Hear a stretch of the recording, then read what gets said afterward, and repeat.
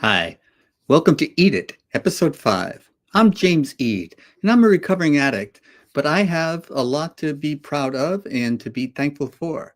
And I'm doing this show to inspire other people. I've written a couple of books. One is my most recent is No Blame, No Shame. It's available on Amazon. And the previous book I wrote about it was Freedom. And it's your path to recovery because it's not my path. What works for me may not work for you. And what works for you may not work for me. But if you can find your path and walk it with your head held high, looking people in the eye. Because although you have to make amends for some of the things that you've done in the past and clean up the wreckage of your past. But right now, you can be proud of yourself for coming through it and being a good human being, productive human being, and helping ease the pain and suffering of others. But this show is dedicated to answering questions from the viewing audience. And for that, I should stop and say you could also go to the website, airu.com, scrolling across the bottom of your screen right now. It stands for Addicts in Recovery United, because you got to do it together. A community really helps because people who have gone through what you've gone through understand what you've gone through, and people who have not have difficulty relating. So, and we're going to answer questions from the audience. And if you want to write to us, info@airu.tv is it scrolling across the bottom of your screen right now. And you can submit a question, and it may indeed be read online by none other than Rick Rosner. Hi, Rick. Hello. Good morning. And Rick, tell us a little bit about yourself before we get started today. I just got over 2.5 weeks of COVID. Oh. So I managed to dodge it for 5.5 years, but it still sucks. It's not like today's COVID is any better than the COVID of 2020, though we Right. have better ways of treating it. But even with those ways, I could not knock it out for quite a while. Right. But my symptoms were fairly mild, and I hope it didn't do permanent damage to me. But I have a question. Yes, go right ahead. So David M. Mishner from Hobbs, New Mexico, simply asks, "Are we doomed?" Are we doomed? Oh, And the short answer, and that's a huge freaking question. right. But the short answer is, yeah, we're doomed. That every human who's ever lived, except for those that are alive now, has died. There have been the accepted number is a little north of 106 billion humans who have lived or are alive now. Going back, depending on where you draw the dividing line between humans and other primates, you maybe go back 100,000 years or 200,000 years, but it's more than 100 billion humans. And also every other animal, except for some freaky animals that live for 500 years. We're the products of evolution, and we were born to die. That being said, there are a lot of billionaires now who are spending tons of money paying for a lot of research, trying all sorts of stuff to not die. And in the near future, there will be people who will live indefinitely thanks to advances in science. However, and sorry, still COVID-y voice, but That's okay. Take your time. advances in AI will bring all sorts of medical advances, Yes. but AI may also kill us. And when you talk about doom, there's more than one kind of doom, I believe, which is like, will tech transform the world so much that we don't consider humanity to have survived? That, yeah, there will be huge, like some kind of descendants of humans, but they'll be so weird. Like when politicians talk about the world we leave the future, they talk about the world we leave our children, our grandchildren. They don't talk about great or great grandchildren, because those folks are going to be so weird that, like, how would we even relate to him?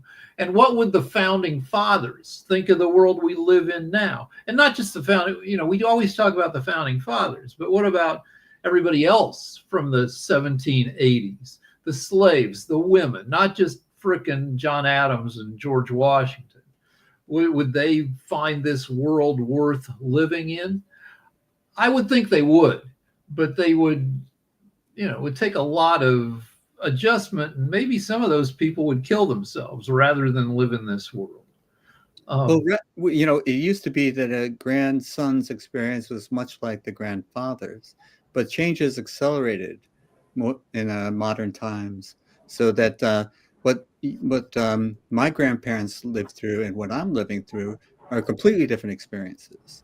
And I know that the grandchildren, if I had grandchildren their age, and I do have nieces and nephews that are starting to have babies and that sort of stuff, and they are they're growing up in a world that I'm struggling to relate to. It's so fast now. It's changed. If you were a shoemaker in 1520, your kid might be a shoemaker, your grandkid, your great grandkid in 1610. And what would the difference? Well, there was, you might see a couple wars, you might see plague, you might see that cathedral that's taken 90 years to build get closer to completion across those generations. But yeah, the pace was slower. 2007, the first iPhone is introduced. Now there are more smartphones in the world than there are adult humans in the world. Wow. AI came along, we first saw its products, 3 years ago, 2.5 years ago. And now everybody is using it. It's what's called AI. It's still pretty primitive, but you can't, you can't go out. You can't go any place without running into AI. Well, one of the things that I did when I wrote this book, one of the people that read it asked me if I wrote it or did AI write it. And initially I was offended, but you know what? I used spell check, and I used a grammar checker. And what's the real distinction between an artificial intelligence and software that helps you create a product that's better? Well, and I've started. I'm writing a book. May finish it at some point. I may lean on AI to finish, like AI, not only spelling and grammar, but idea check. Yeah. And fact check. And how I use Google to fact check all the time. Yeah. People are debating the line between where do you have to say in your author's statement, how much AI you used. Yeah, that's interesting. But to get back to your doom question, I was thinking of it at several different levels, including as an individual and as a species.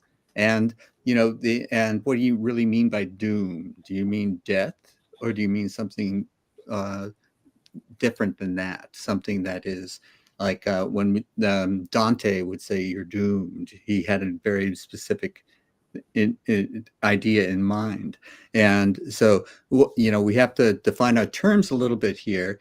But as a species, even just take the species, I would say that, yes, of course we're doomed. Every species that has existed has become extinct. We're one of the most successful species ever. We dominate the planet. There are 8.25 billion of us. Mm-hmm.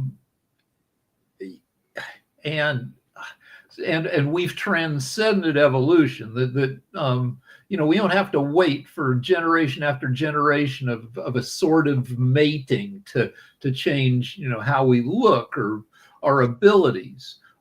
So I think that gives us an advantage against being wiped out by the forces that have wiped out the species in the past. But we may wipe ourselves out, or we may make AI which will wipe us out. There's a thing called P-doom in AI, which is individual experts' estimates of the probability that AI will kill us. And estimates range from 0% to 99%. Most experts put it in between 10 and 30%, which is an unacceptably high number. We should be trying to do something about that. And people are, but people are also stupid and greedy, and they're arming AI for bear, faster than we can disarm it. Um, and Absolutely. And also, you alluded to it, like, will we be recognizable in the near future, assuming we are not made extinct? Will we go from Homo sapien to something else, Homo robotics, roboticus, something like that? It's not out of the question. We already have joint replacement that's so common. I don't know how many people are around that haven't experienced it themselves and know somebody who has experienced it. and And now they use computers, and joint replacement is a lot better than it used to be. It's still absolutely. brutal surgery, but now they use. Well, I had robotic surgery. The doctors were on the other side of the room operating levers, and so Yeah. um, And it's routine now, unless it's happening to you, and then it's traumatic. But this is clearly the future. We're going. and future people who are focused on the future call the humans of the future, who are augmented, post-human. Where I keep bringing up this movie because it seems fairly accurate. Called Her, with Joaquin Phoenix, Right. from 12 years ago, where a guy falls in love with his phone because the operating system has AI in it, played by the voice of Scarlett Johansson.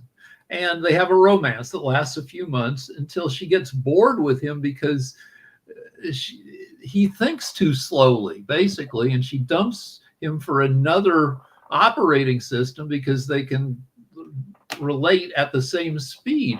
Right. And so a post-human humans in an AI world will, I call it ascension. They'll have to ascend in that they'll need interfaces, junk in our bodies or attached to our bodies, maybe, that will help us think fast enough to keep up with AI. Because, or else we're technology's bitches if we don't tech up. And in the future, I see that there will be communities of different levels of Amish, like depending on how much tech you can tolerate. Right. Um, Yeah, implants into our brains, or so that our intelligence is augmented, is not. It's really hardly a place of science fiction now. I mean, well, it's there very, are more than 3 million people in America who have computers in their bodies. Most of them, it's heart pacemakers, but right. it's also cochlear implants. It's also insulin pumps. It can be a Parkinson's pacemaker that goes in your brain that I don't know, works with, is it the pineal? Is it the pituitary? There's a gland that it Right. can goose that can help you with Parkinson's. There are people with computer systems that help with, if you're blind, can restore some kind of digital crude version of vision. And Um, these are marvels, and when we think about them without the dire consequences that they imply, yeah, what and they I mean, do for us is marvelous. and somebody should come up. I don't know why they don't yet have an implant for spinal injuries that bridges, that electronically the gap in your spinal cord. Yeah, it's an interesting comment because it just tells me about the complexity of our spinal column. I mean, That's eventually, and probably, eventually they will. in Japan, like, Solve it, I but would assume I'm not. they have robot pants, and for old people, because people older than us and me, really, like I've taken a couple falls that I'm okay, but they are not, like when you watch the NBA, like any of the falls they take would wreck me. Absolutely. Yeah. But somebody should build robot pants, which are just like when when Ripley fights the alien in Alien, Right. she puts on this armature and she stomps around, and it makes her super strong, and she's able to. And robot pants would keep you stable. When you're all tottery, and they say that you go to the gym, I go to the gym, right? Yeah. Yeah. Because we want to be strong enough to face old age. Yeah. And Yeah. There's good science behind, keeping. right. But when your legs get too, like when you see tottery old people, they could use pants that keep them upright. Because the deal is that when you get to a certain age, people are like, why are you still walking? And people see you tottering. It's like, it's wheelchair for you. And the old person, I've dealt with this, is like, no, I'm fine. I can still walk. And Absolutely. they take a bunch of They want falls. their independence. And the falls are generally a ticket to the end. So if somebody doesn't want a wheelchair and they want to keep walking around, they need robot pants. Yeah. Yeah. And typically, I know that my mother-in-law's in a assisted living facility right now, and people have scooters. Yeah, which Yeah, are nice. I mean, if you're lazy and fun, but like they not can't walk. everybody wants to surrender to a scooter. Yeah, but it is a question of mobility. You want to stay, and independence. I found that this is the thing facing aging. The loss of independence can really rankle, and people adjust to it better than others, because you used to be able to do what you wanted to do, walk as far as you could walk, and without question. I know that after being in the hospital for a while, an extended stay, I went to a basketball game, and I was able to walk to the arena, up the stairs, but at some point on the walk back, my legs turned to jello, and I face planted. Oh, So I brutal. can personally relate to this experience. And speaking of turning to jello, we're facing worldwide, but especially in America, a huge wave of Alzheimer's. Yes. Because boomers, the youngest boomer now is 61.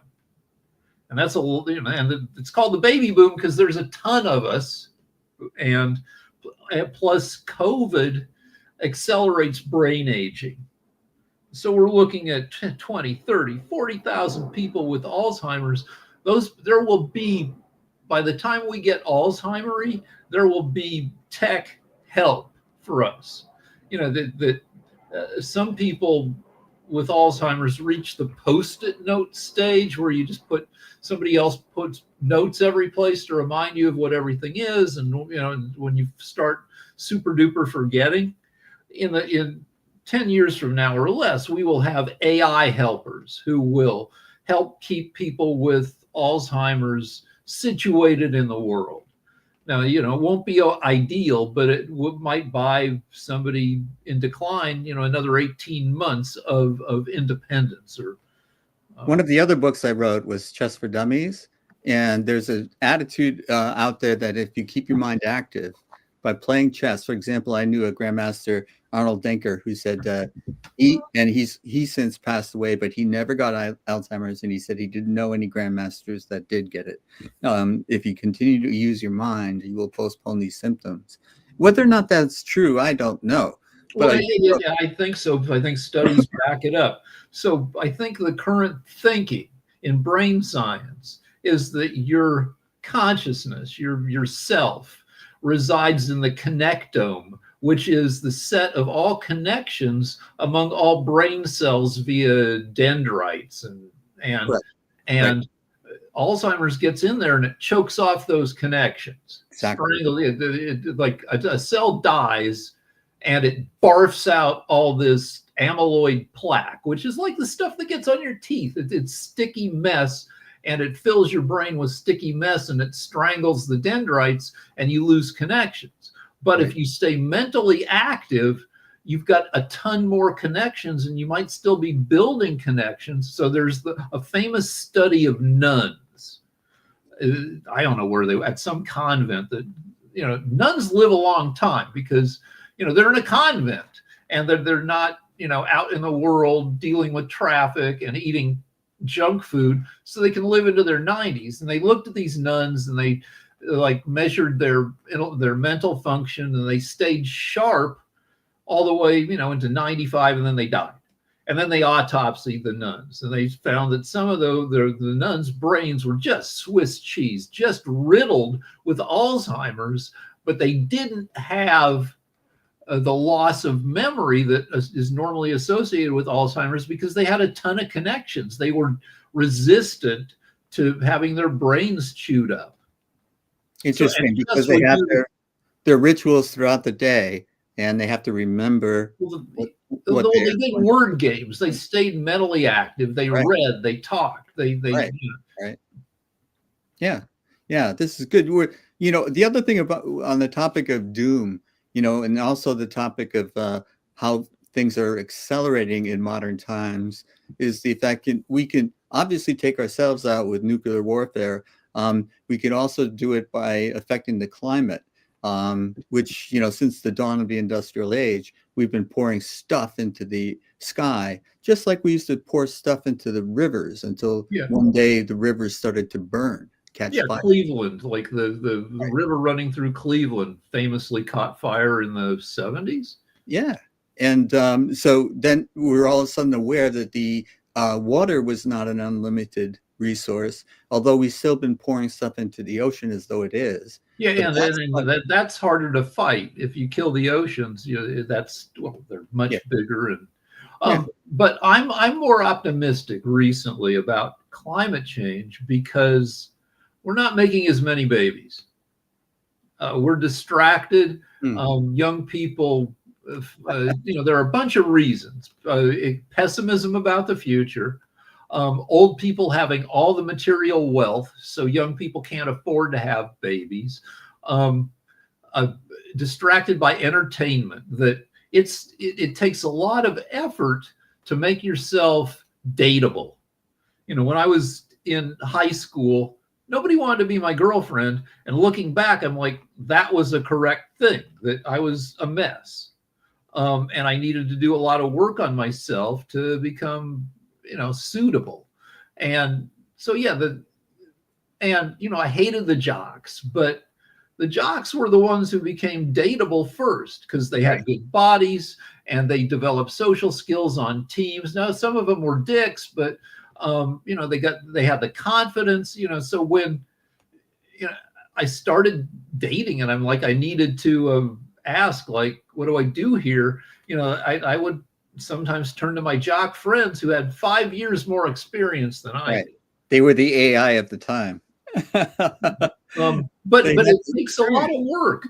And a lot of people are like, screw that. I'll just, stay gross. Going back to her, just date your phone. Yeah, but I'll just stay home. I'll stream video. I'll play 10 hours of video games a day. And when I need sexual release, I'll look at this huge cornucopia of porno that is just right in front of me. So anyway, we're not making, so peak humanity, when the human population reaches its maximum and starts declining, has been revised forward from the year 2010 at close to 10 billion or maybe even 11 billion people to 2060, according to some estimates, with 9.5 billion people, because by 2050, the only continent that will not be declining in population is Africa. A quarter of the world's countries are, I believe now, have declining populations. Japan, for instance. Correct. And Japan, you can look at their culture, and they have kind of an incel culture where there are plenty of guys who are like, yeah, I'm not really in the dating market, but I can stay home and look at tentacle porn.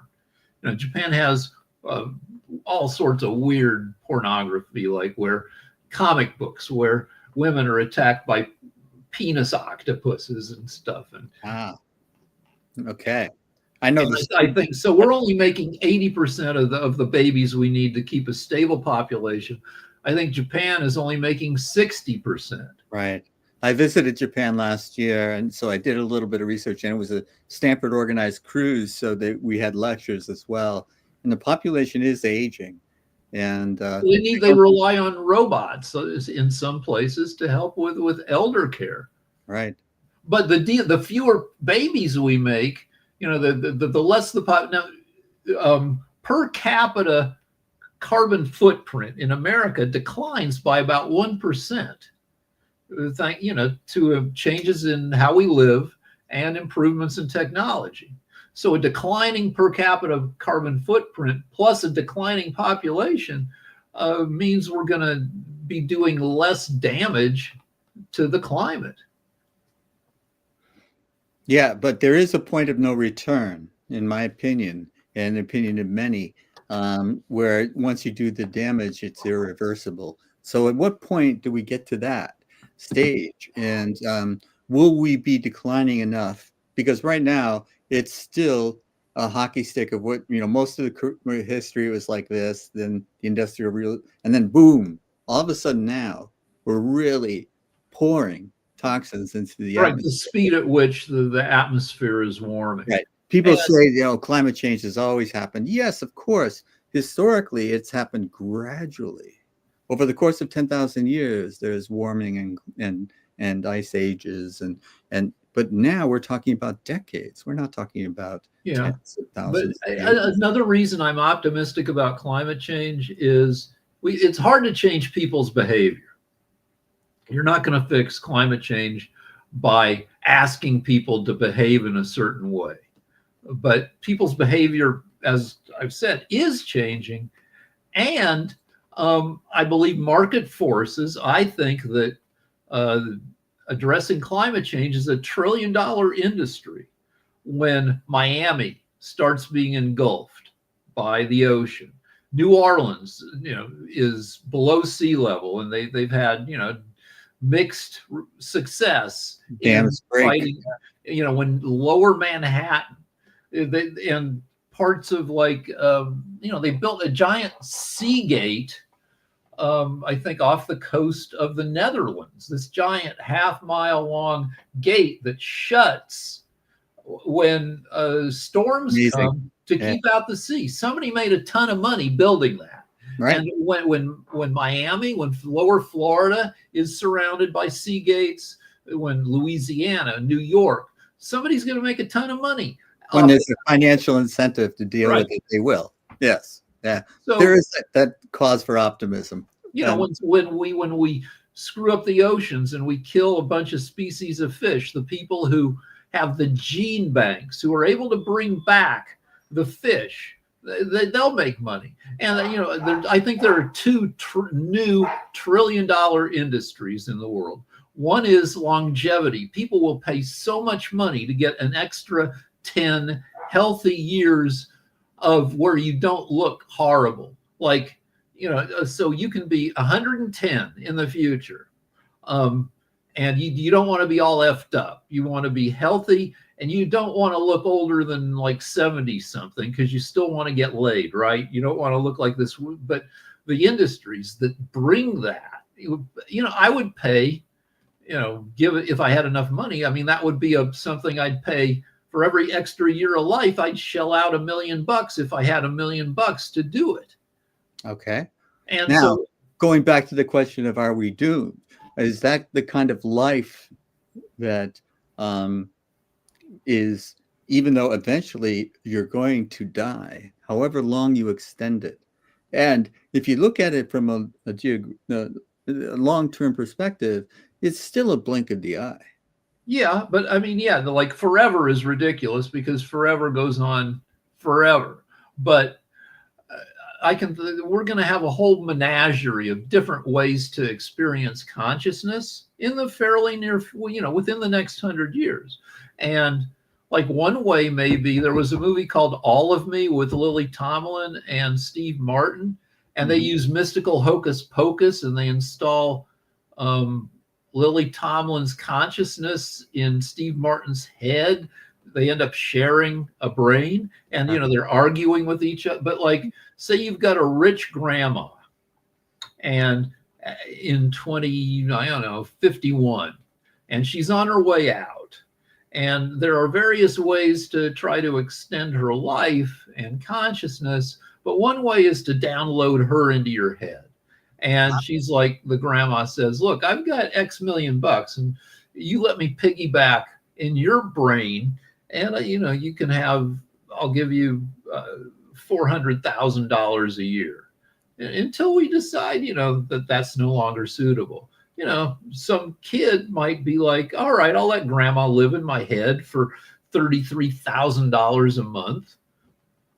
And other people may do, like, let's say that there's a couple, they've been together 20 years and they're really, the bad term is pussy whipped for each other. They're very devoted to each other. And they're like, we should have no more like lies, no more boundaries. Let's just merge our consciousnesses. And they get little mesh thingies installed in their heads, and they're constantly like sharing thoughts with each other directly. And like, even if like the guy in the couple like sees like a hot butt on somebody and is like, whoa, that, and the wife is like, oh my god, and he's like, well, what? Now that's what happens. And it's like they're sharing like all their thoughts, good, bad, creepy. Yeah, I have too many voices in my head as it is. But what you're talking about is the connectivity improving, the connections improving, so that they can be shared. And that's what computers do now. You connect them via cables, or in the old days anyways, we connected them via cables. And so the data transmission was and when I started, you could actually watch the data go across, we called it a baud rate. And now, the transmission. Yeah, 2,400 baud. Now we're probably at what? Billions and billions. Yeah. And frickin', I remember when I got the internet in 1995, and it was dial-up, and waiting to download a picture of a naked lady. Just like ridiculous. Well, and remember the dial-up sound? We used to be able to make it. I used to be able to imitate it. I can't anymore. But right, and that sound used to make me a little horny because it meant I could download naked lady. I see. Okay. Well, yeah. Well, and there was, you got paid quite a bit of money if you can make it go faster. So, everything is changing, and like I say now, I have to have my niece help me sometimes with the applications on my phone. I used to program systems, and the applications exist in the background is running iOS, the operating system, and somebody's got to take care of that, and that's highly compensated, but mostly invisible to the people because it's not an application that you interact with. Yeah, but, and we've already had more like information feed devices. We had Google Glass, and I think Google Glass is probably 17 years ago now. Wow, I don't even remember. 15, but remember, people hated it. Google Glass were glasses that had all sorts of devices in the earpieces that put images directly on, like Schwarzenegger in Terminator. It fed you information onto your lenses. Right, it also, I think, let you take video via a camera in the earpiece, and it got people punched because people didn't like the potential that somebody in weird glasses was videoing them. Now we have video stuff all the time, everywhere. And I'm sure there are products out there that we just accept, like that. I've seen Google Glass like stuff. It's there, it's available. Nobody gives a crap anymore. And at some point, we've been hearing about it for 20 years. Are contact lenses that put images directly onto your eyeball. So we have virtual reality, which is you put on the goggles and you're someplace else entirely, and then you have AR, which is augmented reality, which is you put on the glasses, and wherever you look, it's giving you extra information about what's around you. Yeah, and you can play a golf game, without actually leaving your couch.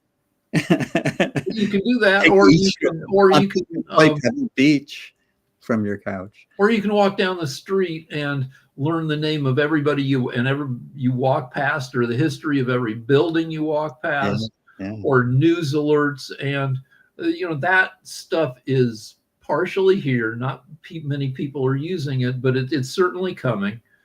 And Well, when I created the domain name airu.tv, I was intentionally anachronistic because people still use the term TV, but most of the .com names are like .com or .org or .edu or something like that, and it's very rare. So I thought that it would stand out a little bit and be a little bit reminiscent of a bygone time when we had television in 3 channels. so yeah, and TV will frickin' change. And you asked whether people will want to be 110. If they're healthy, if their brains work, I think so. My wife and I spend each evening watching, I don't know, close to 3 hours of TV. We start downstairs on the big downstairs TV and it streams everything. And we watch TV, we do some squats and some sit-ups, and then we move up. She gets tired, we move upstairs for the last, I don't know, half hour of TV on a smaller TV that doesn't get as many streaming, whatever. And that is not perfectly satisfying. So we're spoiled, and it doesn't take much for us to say this show is bullshit. When we were growing up, in the 70s, we wouldn't be able to watch any of the shows from back then. They were almost all bullshit. We'd be able to watch Mary Tyler Moore. Good show. We might be able to get through like half an episode of Hill Street Blues before we're MASH was a good show. That might stand out. But try watching it now. I bet you like all the jokes are really like repetitive and old, because MASH that's probably true. I mean, MASH lasted, I don't know, 8-9 years, like twice as long as the Korean War itself. Yeah. But like, as long as the entertainment is good, and with AI, you'll be able to tweak entertainment. Like we stopped watching we tried a series last night and we didn't like it, but with AI, you could tweak it to make it more your speed. If the writing's bad, could you improve the writing? Well, not yet, but if something about it was bugging you and you could almost tolerate it, maybe you've got the sense of humor of an 8-year-old, and you'd be able to watch, I don't think I can watch Bridgerton very easily. It bugs me, but if people had farting problems on Bridgerton, maybe that would be enough to get it over the hump, and I could watch a few minutes of it. And you could certainly add AI to a production. That would be an interesting add to Downton Abbey, for example. Yeah, or if maybe you're a furry, somebody who likes dressing up as a furry mascot animal, and you could only watch, you could take all your favorite shows and turn all the characters into furries. They've done, Nickelodeon does that with NFL games.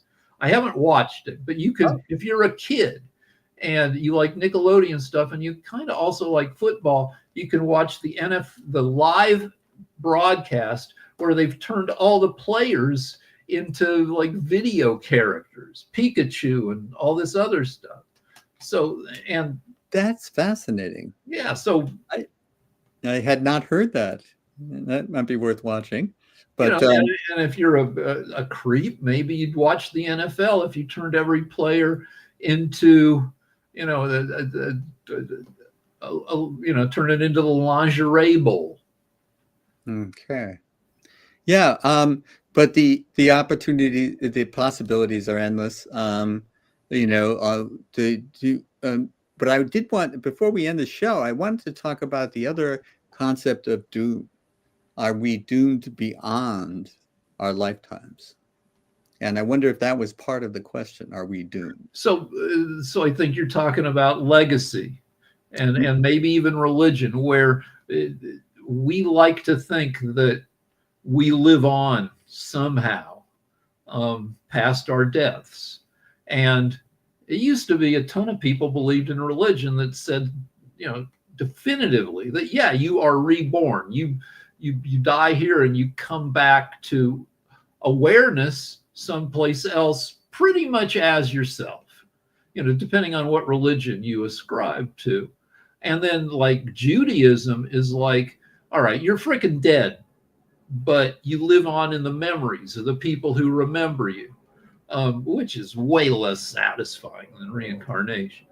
And now within a tech way, the like we put out all our garbage digitally, and maybe your thinking, your ways of being, somehow rise up to the worldwide thought cloud, which is where we're going. I believe that every civilization that doesn't kill itself, that reaches our level of tech, eventually becomes this like computing entity. That's kind of the destiny of you know of that's where a lot of you know of civilizations tend to go. That the evolutionary tendencies and pressures turn entire planets into uh, computing worlds that are beautiful, that are Disneyfied. I believe you talked about global warming. I believe that we will, however much we f up the world, that we will fix it, but in a conservatory type of way, that we rebuild the world in an extra pretty semi fake Disney way. And yes, but like, is there room for our individual consciousnesses, or at least echoes of them, in this thought cloud of the future? Right.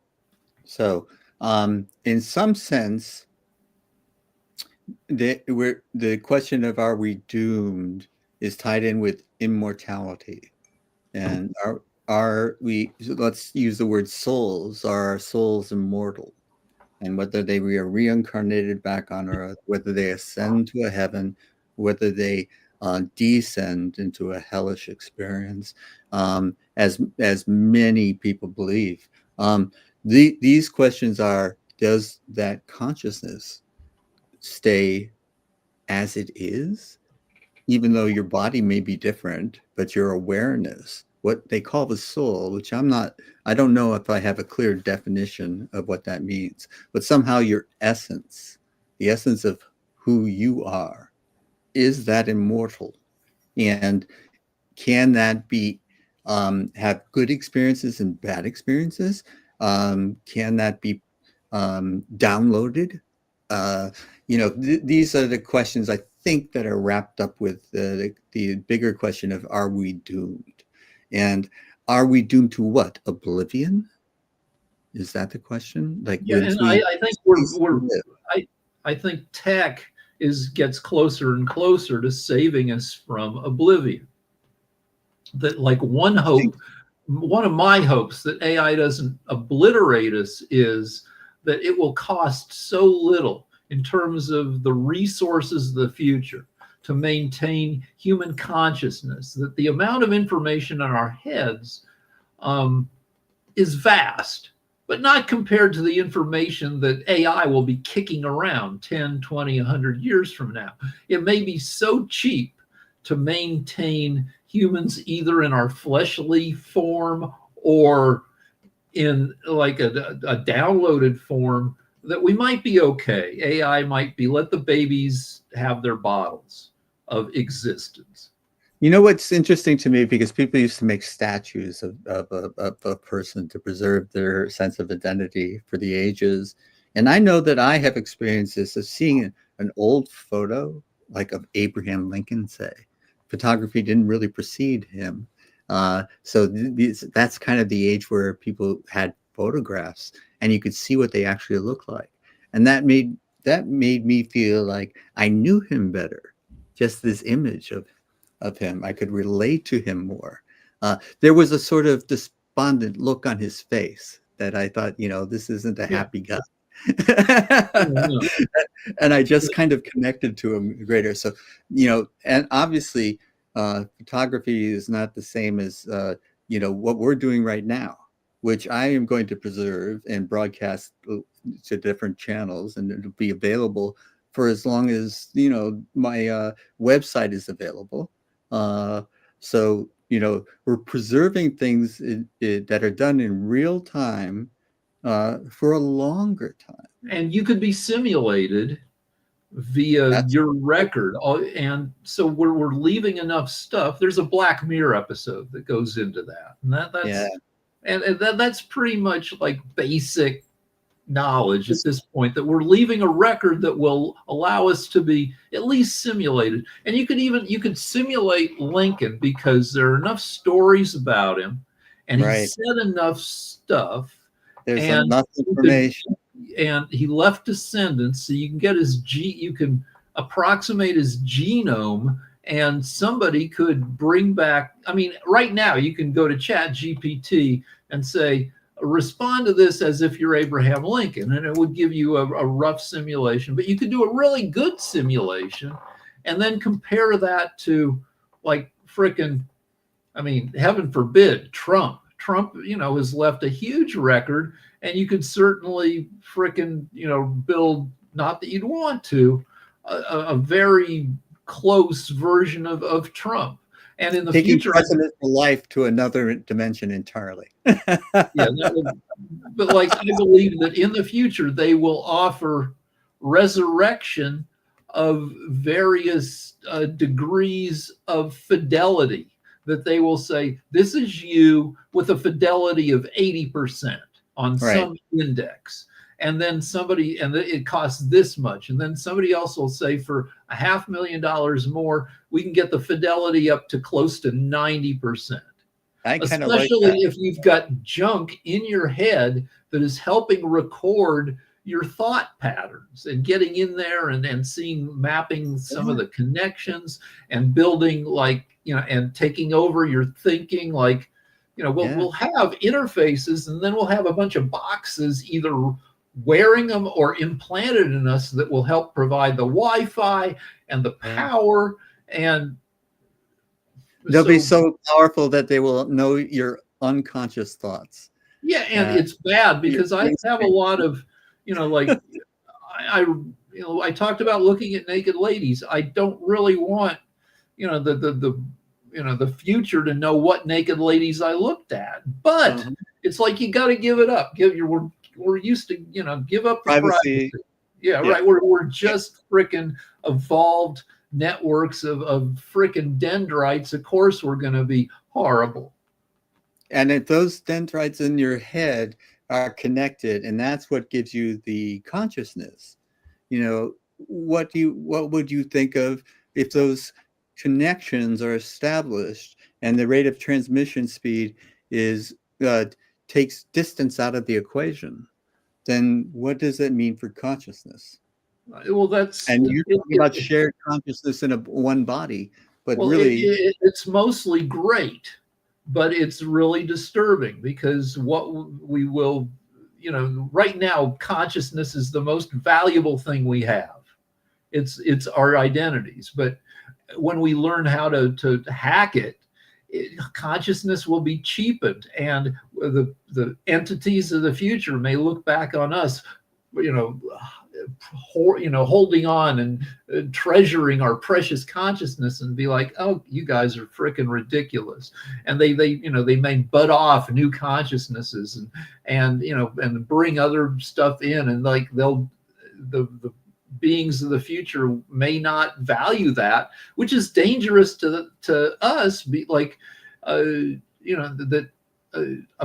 a basic science fiction story plot. My wife wrote a story and thought she came up with something original, and it was the thoughts of somebody. And as the story unfolds, it turns out that this was a nanny robot who ended up in a landfill, but still perfectly aware. And that's a definite fear and risk for any conscious being in the future, that we abuse consciousness once we gain control of it. And that is maybe one more form of doom. yes. What if you end up in a video game getting killed 5 times an hour? Yeah. And do you experience that death 5 times an hour, and you're conscious of it? Yeah, And maybe you're so an this indentured dystopian, really. servant. Maybe you've agreed to do that for 3 years in order to get downloaded. That's part of the deal, that you have to be a conscious entity in this game, and experience all this stuff, because as a good like player helper, you want to learn from all your deaths, so you have to Oh, yeah. experience all of it. And then at the end, you read the fine print on the contract, and you don't get downloaded at all. Yeah, or you're in there forever. There's a famous early book about this by Harlan Ellison from the 60s called I Have No Mouth and I Must Scream, which is about a pissed off supercomputer who's wiped out all of humanity except for like half a dozen consciousnesses that he just endlessly tortures, because he's pissed at the humans, I don't know, brought him into I don't know, I don't remember why he's pissed, but the synthetic consciousnesses there have like no way out. Wow. So, And we're going to need a whole ethics of consciousness, yes, and artificial beings, and downloaded, and we'll, looking at how we've dealt with like abortion, like we still haven't solved that. We are certainly going to politically screw it up. I agree. In general, that's true, and I do think that also we're going to have to wrap up. But I think you're cutting into the state of consciousness that is preserved, because the state of consciousness of a guru, a yogi, or a swami in India a millennia ago may have been far higher than my own. Yeah, I And mean, somebody who thinks, yeah, this is just a swirl of thoughts and experience, and if it dissipates, no big deal. Yeah, I don't go. I'm not that calm about it. No. right. So the idea of what state, when it is computerized, when it is artificial, what state of consciousness will it be in? And you raise the question of ethics, but also, like, will there be mercy? Will that be a value? And who's programming mercy into them, if anyone? Right. And if AI is vastly more intelligent and more conscious and feels more deeply, they might look at human suffering and be like, who cares? That's so trivial. The way, like, a grasshopper is what I think about, that is a being that is like right on the verge of in between, like conscious, not conscious. Like the grasshopper has a picture of the world in its head. Is it sufficiently developed and connected to emotion that we should feel bad if something bad happens to a grasshopper? And it's like, what if that's the deal with, like, AI treats us like grasshoppers? Right. Well, there's plenty of science fiction about aliens coming there and thinking of us as nothing more than insects. And but what if, on the other hand, AI thinks of us as their purpose, the purpose of my existence is ease the pain and suffering of humans. That would be a different story entirely.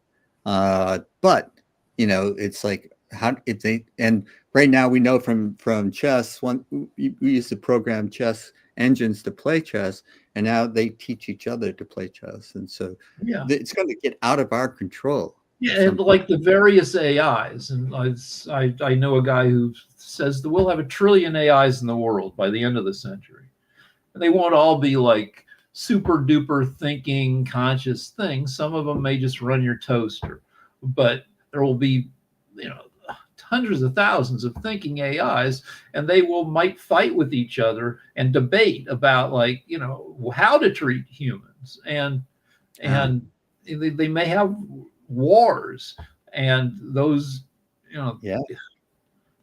which is, And there may be a Council of Nicaea, and they decide what's gospel and what's not. yeah. I mean, in this book I'm writing about the near future, I call it Skynet Club, where the biggest AIs get together and like try to hash out some of this stuff. Yeah. Oh, and James Cameron, who came up with Skynet 41 years ago in Terminator. Skynet is the U.S.'s defense system becomes conscious and decides humans are a problem, and then creates a nuclear apocalypse followed by robot warriors. And Cameron, who's has a new movie about the atomic bomb, says that, and who's thought a lot about this stuff, says that AI is inherently destabilizing of our nuclear defense systems. That they were a little are they're a little rickety now. That they, to a scary degree, need some luck that bad things don't happen that set off a nuclear exchange. And he says AI is making that even more likely. And Well, I think we've cheered up people enough for this okay. episode. Rick, I really appreciate your time. And Well, thanks thank for you. having me. My pleasure. I'm going to take you backstage now and say And goodbye. maybe we could be a merged consciousness, 8 years from now. Well, there could be worse endings. It's not something I would think of as doom. Bye-bye. Okay.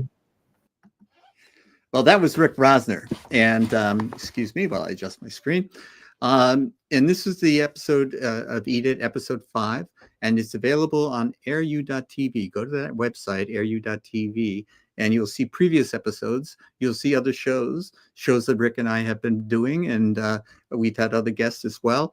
And if you want to ask Rick ask the question that you submit it to info@airu.tv. It's scrolling across the bottom of your screen right now. And if you send a question to Rick and Rick receives it and thinks it's worthy in his opinion, because Rick really controls the show. And if Rick decides to read it online, we'll talk about it. And who knows where that discussion will go. Thank you for joining us.